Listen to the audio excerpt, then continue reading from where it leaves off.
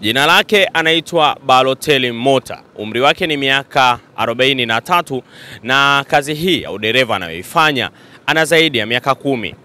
Leo hii AyoTV pamoja na millardayo.com tumemtafuta tufanye naye mahojiano, na hii ni baada ya video yake kusambaa kwenye mitandao ya kijamii akiwa anatokea kule Tandahimba mkoani Mtwara kuelekea jijini Dar es Salaam akishangiliwa na wenzake. Ni baada ya dereva huyu kupata kazi na kusherehekea siku yake ya kuzaliwa.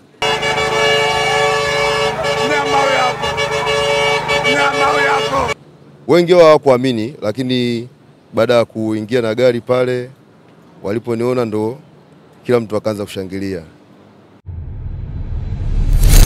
Sasa hapa tayari tuko naye, tutakwenda kuzungumza naye mambo mengi kutoka kwake ambayo tutayafahamu zaidi. Kaka, mambo vipi? Mambo poa. Habari ya asubuhi. Salama. Kwanza pole kwa safari, maana ni asubuhi tumekutana. Asante sana, shukuru Mungu, nimefika salama jijini Dar es Salaam. Naitwa Balotelli Mota, mzaliwa wa Moshi, Kilimanjaro. Awali kabla ya Shelmisai nilikuwa kampuni moja ambayo nilikuwa nafanya safari zangu kutoka Tandahimba kuja Dar es Salaam. Na kazi ya udereva umeanza muda gani? Kazi ya udereva na mwaka wa 14 sasa.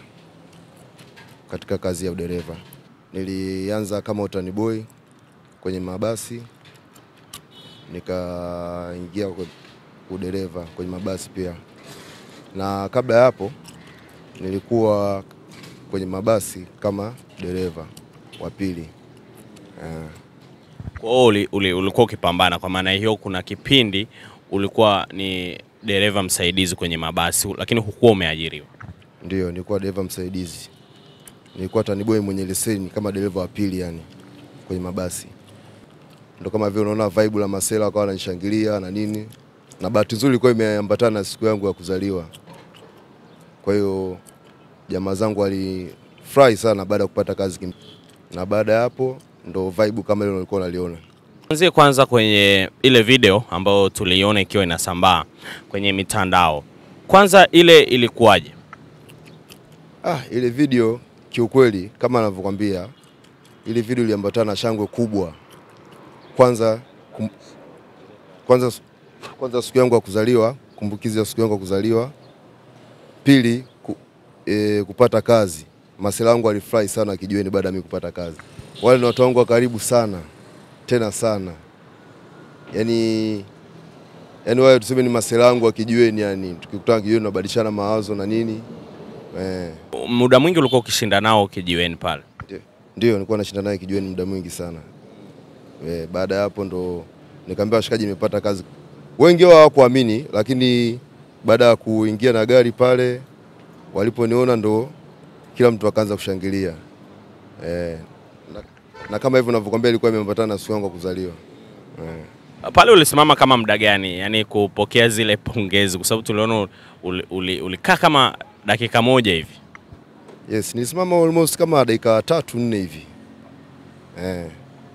Baada hapo ndo unaona shangwe, watu wa vibe kama lile. Watu wanamwaga maji kwenye kioo kama hivyo, muona bwana. Wanashangilia, bodaboda na escort wamekaa mbele, mimi niko nyuma. Ndo kama hivyo. Ulijisikiaje? Nilijisikia furaha sana. Masela kunishangilia kama hivyo. Wanangu wa damu sana. Nawashukuru na nawapenda sana. Comment nimezipitia na kiukweli ule ni upendo mkubwa sana, na ni upendo zaidi ya upendo wa agape. Kwa kweli ni upendo mkubwa sana kwa masela wangu na kwa jamii nzima inayonizunguka.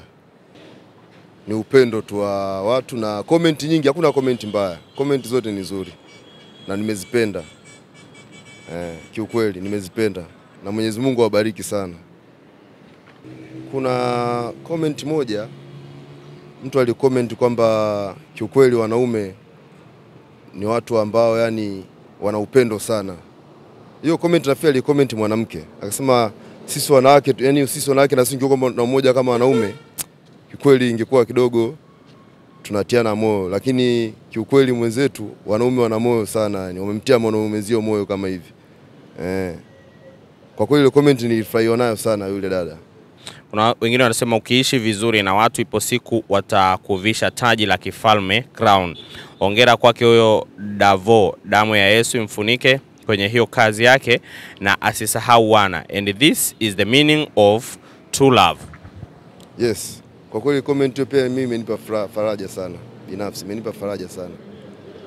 Kwa kweli nimejisikia faraja sana. Ni comment nzuri. Comment zote ni nzuri. Hakuna comment mbaya hapo. Nimezipenda kwa kweli. Mimi ni mtu ambaye napenda kwanza kuishi na watu vizuri. Nimejifunza mengi sana kuishi na watu vizuri. Yani kwamba katika maisha usimdharau mtu. Sababu huwezi jua atakuja kukutoa baadaye katika kimaisha ni nani. Na ndio maana unaona mimi yani ni mtu wa watu ambaye naishi na watu vizuri. Kisoma hapa kuna comment inasema nimejikuta nalia. I don't know why. Nimesikia faraja kwa kweli. Natamani siku moja kaka yangu naye apate kazi ya kueleweka. Mwenyezi Mungu, haya ni maombi yangu kwako. Yes. Na huyo mtu nafikiri nilimjibu nikamwambia Mungu ni mwema, kakako atapata kazi. Amwamini Mungu kwa kila jambo. Kikubwa ni subira tu katika maisha.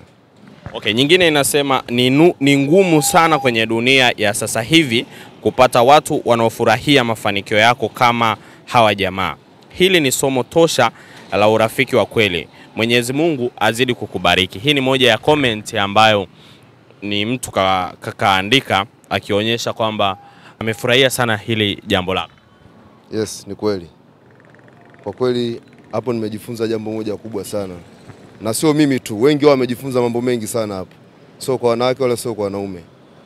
Tumejifunza kuishi na watu vizuri kwa upendo na amani. Yani tusiishi kwa kisasi wala kinyongo. Kwa kweli nimejifunza somo kubwa sana kwenye hiyo comment aliyoandika hapo. Safari zangu za Njombe, natoka Njombe saa 12:30, naingia Dar es Salaam saa 11 kasoro. Au saa 12 kasoro, kutegemea na hali ya barabara inavyokuwa njiani. Changamoto zipo, ila hii ni kazi kama kazi nyingine. Unajua kazi za safari za usiku ukishazoea, hii ni kazi kama kazi nyingine, ila changamoto zipo. Kuna baadhi ya madereva unakuta unaweza kumwomba apunguze taa, apunguzi. Umeona Au unaweza kukuta kuna mwingine labda gari imeharibika usiku, hajaweka ishara yote kama kuna gari imeharibika. Umeona? Kuna wengine unakuta labda usiku, labda unakuta labda kama nini labda imetokea, labda kama mfano Iovi. Unaweza kukuta kuna breakdown ipo pale na gari mbovu ipo pale. Lakini hamna ishara yote iliyowekwa. Umeona bwana? Kwa ndo changamoto ambazo ziko barabarani hizi. Anachojivunia kwenye kazi ya udereva, kwanza naishi kwangu na kuna baadhi ya maendeleo ambayo nimeyafanya. Umeona bwana? Na familia inanitegemea kwa ujumla kwa tasnia hii ya kazi ya udereva. Kwa hiyo umedunduliza kidogo kidogo mpaka ukajenga. Yes, nimedunduliza kidogo kidogo mpaka nikajenga. Na pia nafuga. Niko kwenye ufugaji pia. Yes. Hapa Dar es Salaam wapi? Hapa Dar es Salaam. Naishi Kibaha, sehemu moja inaitwa Misugusugu. Yes. Kwa upande wa malipo yetu, utakapofika mwisho wa safari unalipwa kiasi chako cha kazi, posho yako, unaendelea mambo yako mengine. Kama kwenda kupumzika nyumbani, unaenda kupumzika jioni, gari inapopakia unageuka. Sababu jioni saa 12:30 nageuka kwenda Njombe. Nikifika Njombe labda saa 1, saa 2 kasoro naenda kupumzika. Jioni tena saa 12:30 nageuka Dar es Salaam. Yes, hapa sasa hivi nikitoka paenda kupumzika nyumbani, jioni naanza safari tena kurudi Njombe. Hapo inategemea na kampuni, sababu makampuni yametofautiana. Kila kampuni imetofautiana, inategemea na sehemu unayoenda. Malipo tofauti inategemea na sehemu unayoenda au na mkoa unayoenda. Mimi bwana nawapa big up wale wote walio comment, walio like na kushare video yangu. na pia na wasalamu wote waliokuwa Tandaimba, jamaa zangu, ndugu jamaa na marafiki wote waliokuwa Tandaimba, washikaji zangu wote walionisupport katika birthday yangu na kuishangilia katika ile video. Ripoti za AyoTV pamoja na millardayo.com, hapa na ripoti kutoka jijini Dar es Salaam. Naitwa Godfrey Thomas Ngomba.